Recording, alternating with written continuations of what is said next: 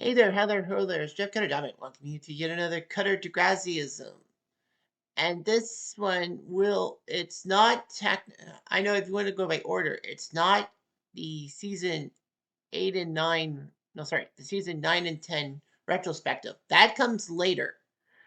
So if you're watching this in order, then in a certain order, then you'll be thinking, well, where is season 9 and 10 of the retrospective? Because it's one every weekend. Well, I'll get to that. Don't worry.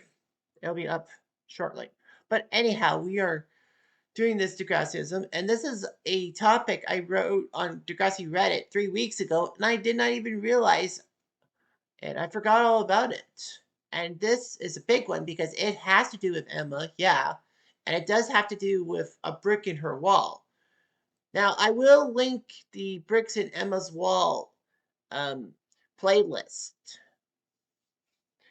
in which I talked about Emma, like her major problems per season, and did a 10th one about her internalization was the big character flaw that we always known was there, but wasn't really talked about too much. Well, that may be true, but it just dawned on me last month that there was another character trait of Emma's. Not her bossiness, not her environmental crusades and all that that pissed people off that we should be talking about. No, it's about abandonment and how she feels she's being abandoned by the people around her. So anyway, before I get into the Reddit thing and write and read what I wrote and have the comments section tell me what they thought, a little bit of background. So everyone knows about Emma. If you watch Next Gen, you know Emma popped up almost everywhere from seasons 1 to 9. But there are some Degrassi fans that don't really know much about Emma. Her her origin story started in Degrassi Junior High in the mid '80s because Spike, her mother, got pregnant at age 14 by Shane. Shane wanted to help the kid, but his parents basically wanted to throw him away to a private school and make sure that he doesn't know about Emma. They just didn't want to deal with Emma. And Shane basically told them off, saying, "You just want them gone, me gone, so that you could live your lives." Well, this was the '80s, and teen pregnancy was very taboo. As far as Degrassi went there. But anyway, yeah, so Spike ends up giving birth to Emma, and Shane ends up brain damaged from an accident off of a bridge while he was on acid. I think he probably thought he could make a jump or something like that, and he crashed out or something. I don't know. But anyway, he's in a mentally deficient home, and then basically Spike raises Emma by herself. Well, her mother helps too, but she doesn't really have a male influence for Emma. And then, of course, Emma's born, and then Degrassi Next Gen follows Emma and a few of her classmates into um, middle school, and then it turns into high school. So, season 1, Emma actually ends up being kind of precocious. First episode, we deal with catfishing before it hit popular lexicon. So, yeah, it was huge. Now, when I talk about abandonment, it wasn't the catfishing thing that made her go abandonment mode. It was the fact that when Manny went into Spirit Squad, even though that Emma feels it's sexist, and Paige says that we're gonna have boys on the team, but sexism and gender are two different things. She's upset that Manny wants to be part of the Spirit Squad and kind of wants to grow apart from her. Emma's jealousy kind of does hit ugliness. She does write an op-ed about the whole cheerleading thing, but you know, it just proved that Emma was worried about Manny and all that. So then season 2 came on, and Spike announces that she is dating Snake. Emma's perturbed because obviously Snake's her teacher. I mean, what student wants their parent dating their teacher? This is common. So then all of a sudden, you know, Emma was kind of jealous of the whole situation, thinking that her mom's abandoning her for Snake and all that. But fortunately for Emma and everyone else, she came along with Snake, and she realized that Snake is trying to help her, and she needs a male influence in her life. She never did. Season three, I don't. Well, season three was kind of an abandonment when Manny and Emma stopped being friends to each other. And in one of the rare occasions, it's not Emma's fault, it's Manny's fault. Season three, Emma and Sean have broken up. Emma gets closer to Chris, and then they go to Emma goes to a rave that Chris is DJing at with Manny and Craig. Pretty much, Emma is not sure about breaking up Chris and Miranda, so she basically stays out of it. Whereas Manny and Craig duck out early to go home to Emma's house. Emma is upset because Manny just abandoned her for Craig, and then they have sex in her bed. Emma then asks Manny what she wants in life and all that, and says that Manny shouldn't parade herself like she was. But Manny kind of thinks that Emma's just jealous and all that stuff. So anyhow, Manny and Emma break off of each other. Manny calls Emma a prude princess, but Emma is not one to let that go and calls Manny the school slut. So for many episodes, they were broken up as friends. Accidents will happen kind of drew them back together when Emma defends Manny's right to an abortion, even though that Emma's anti-abortion. But she realizes that Manny it's her body, her line to choose, and Emma realizes it. Then season four, her abandonment gets hit hard because twofold. A, that Manny and Liberty seemingly break off from her as friends. But this time it was Emma's fault, as she was petty over Chris being with Liberty. I mean, Emma didn't want Chris anymore. She just didn't want Chris and Liberty because it would think bad things about her. Now, Emma kind of had a glow up, if you realize season three and four. She had a glow up, and I think she thought she was above her own station, and she probably thought she could get a better looking guy. Not so fast, Emma. You didn't. So practically, Emma feels abandoned. So she draws closer to Paige's group to get rid of Rick because then she's got a friend group and she sticks it in Manny and Liberty's face. Unfortunately, though, that fails as she is seen protecting Rick, and practically everyone just throws her under the bus. The school, I think, has a problem for her, and Emma's only friends, if you will, are the Quiz Bowl team of Toby, Rick, and Hedda Sinclair, soon to be replaced by Jimmy. So, anyhow, Emma is an easy reach for Rick to scare her off. And then she, of course, yells at Rick saying, I pitied you, get a clue. And then Rick almost kills her, but Sean saves her from the gun.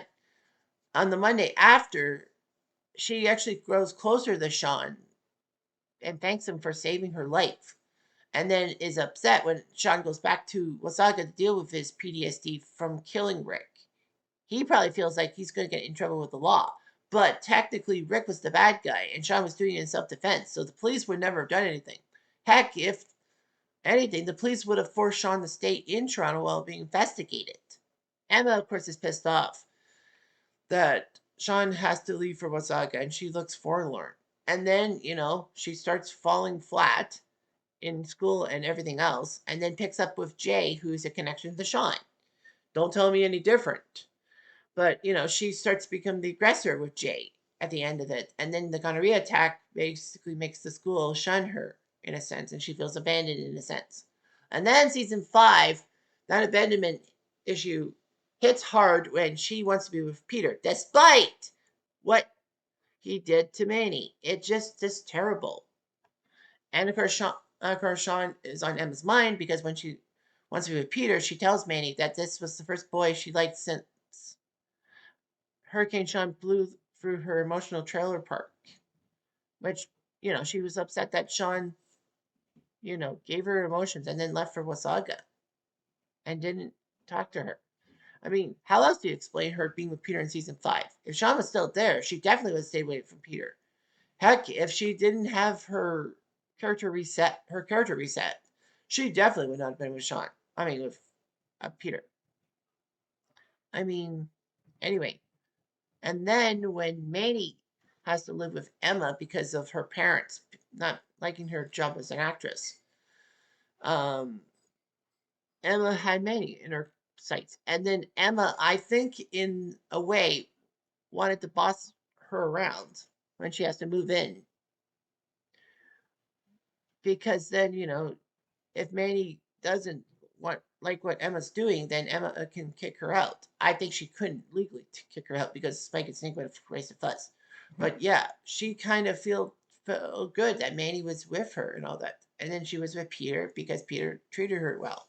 Unfortunately, though, it turned out terribly. She got the eating disorder and all that. But season 6 was when the abandonment hits hard. When Manny actually is told by her parents to come home in the wake of JT's stabbing because, Manny was still living with Emma. Emma, I feel in a way, was upset because of the fact that, you know, Manny was leaving her high and dry. She felt like she was losing an ally. Manny did tell Emma, we'll hang out, we'll do everything possible. But Manny stiffs her for a date with Damien, and Emma then sees red. Emma obviously has a lot on her plate because, the stabbing happened steps from her house at a party that should never have been thrown. And she felt probably guilt, massive guilt. She gets mad at Manny. Manny thinks that Emma is just prudish and all that. Emma then almost ruins the cheerleading competition. If I were the judges, I would have thrown Degrassi out of first place and, you know, strip him the tent. Then Emma would have probably got massive repercussions. But anyway, Snake sees through Emma's ruse, saying that Emma was just upset that Manny was trying to move on without her, and then tells Emma to help Manny out and to, you know, be back together with Manny. And thankfully they did. And that was, I think, the last time Emma really hurt Manny. And then also in season 6, when, Sean came back and Pamela was gone, so she was with Sean, and Sean actually joined the military. I mean, after all, he could have been back to Degrassi, but he knew that it was going to be impossible because of Peter's mom being the principal. But no, it wasn't. Anyway, he signs up for the military. Emma is contemplating using a pregnancy to get Sean back in her life because she needs Sean. Unfortunately, Sean was going to go to the military with her. Without her, Emma obviously would have freaked. But the fact is that Sean did all that. And Emma felt betrayed. Emma and Sean do correspond via email. However, Emma easily gets into Damien's web in season 7 because a guy is finally noticing her. And like, how many guys noticed her post Rick? Not really much.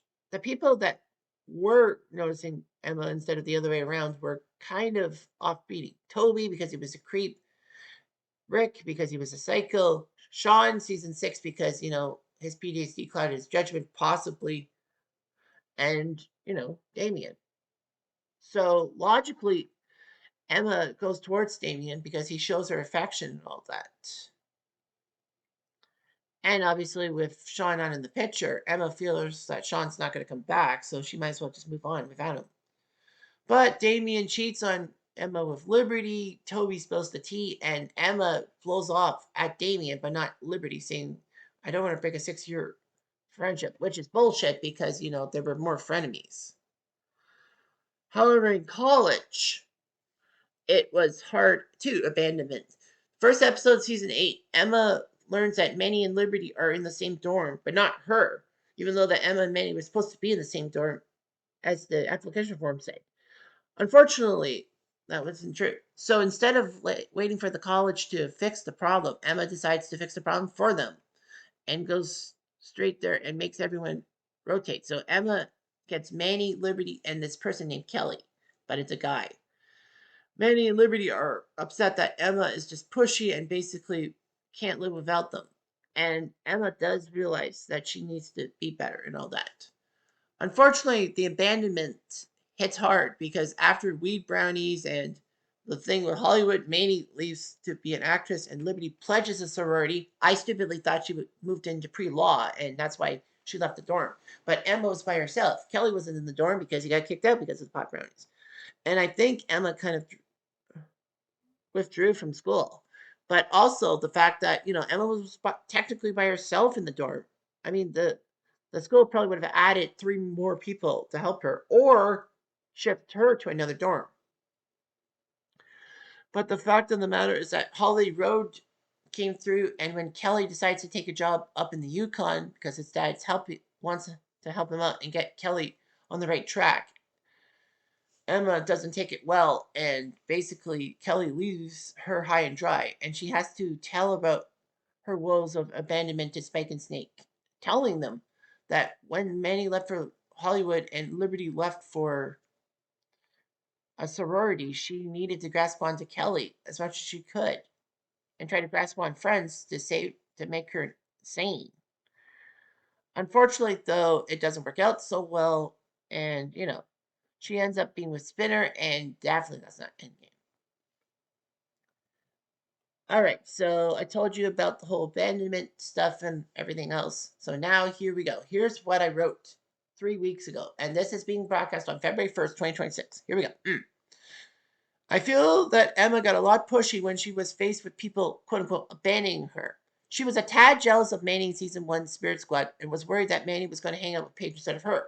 Of course, she was angry about the sexism of cheerleading, but the fact that she felt alone if Manny was going to hang out with Paige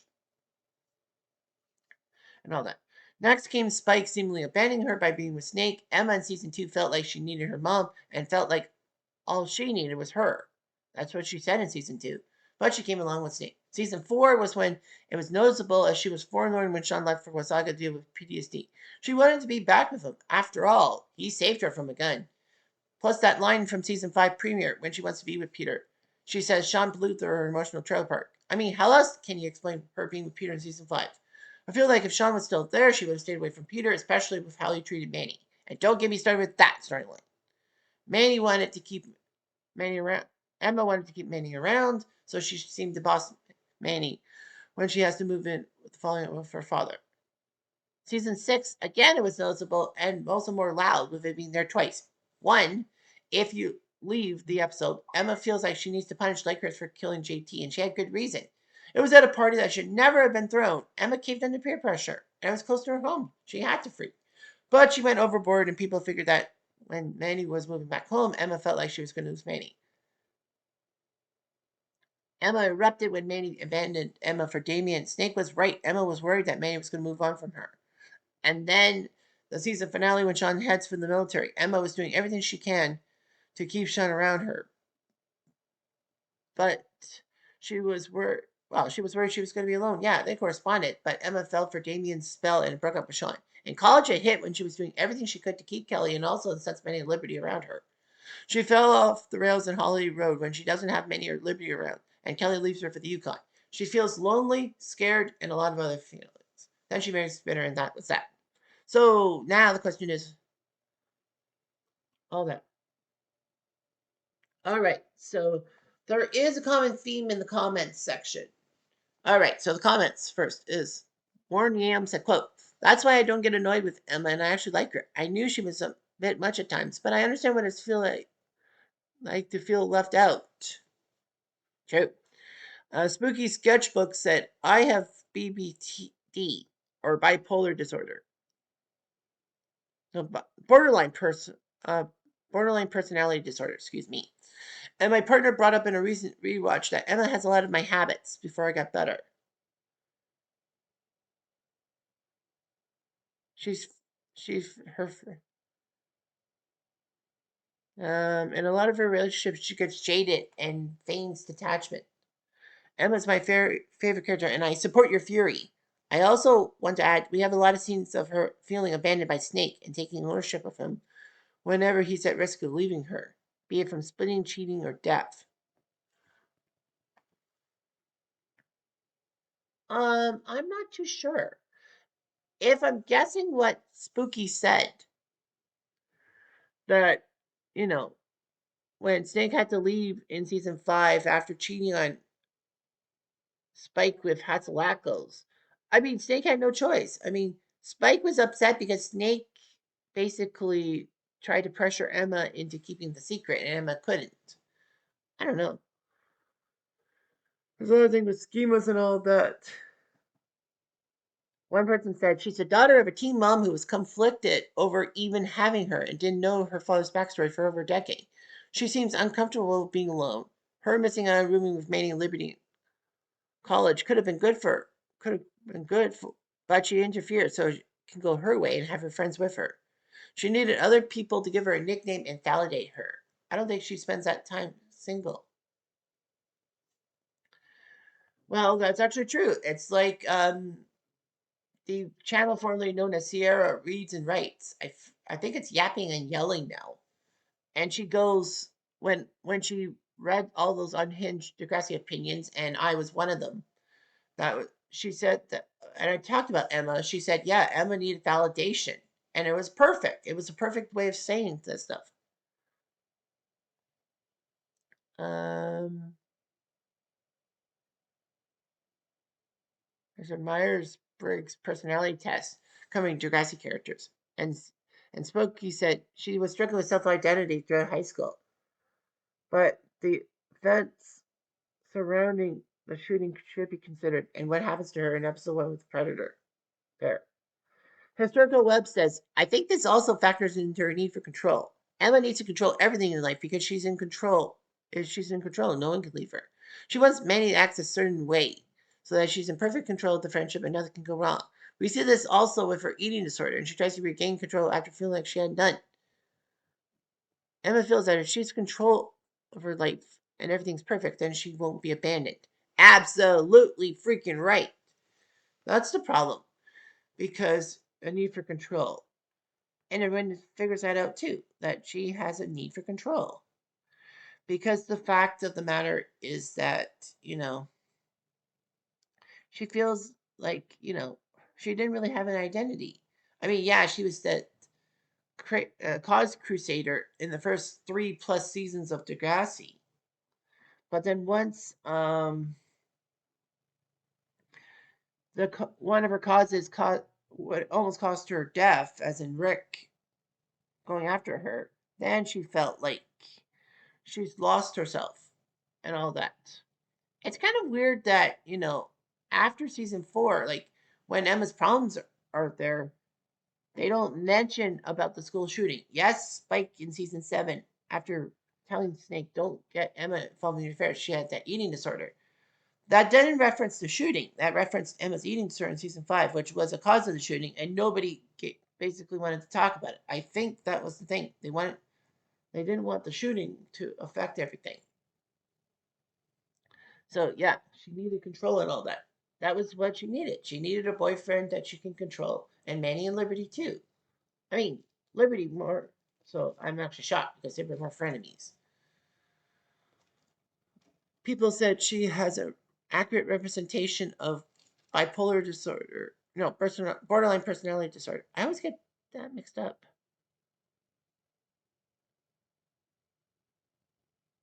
And Katerina says that her first abandonment was her father. In her eyes, a doctor willingly getting away from her. And she found out the real story. I'm like, damn, that's right. So yeah, it causes a lot of friction and all that. So that's how things go in the world of Degrassi.